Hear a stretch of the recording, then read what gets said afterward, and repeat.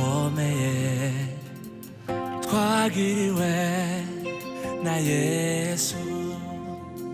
Hari uburinzi bukomeye duhabwa buri munsi. Hari imbabazi zikomeye twagiriwe na Yesu. Hari uburinzi bukomeye duhabwa buri munsi.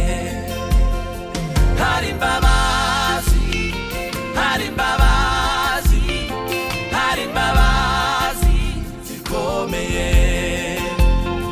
Hari imbabazi, hari imbabazi, hari imbabazi zikomeye.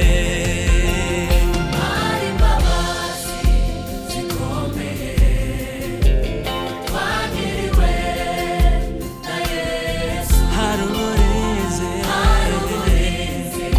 bukomeye duhabwa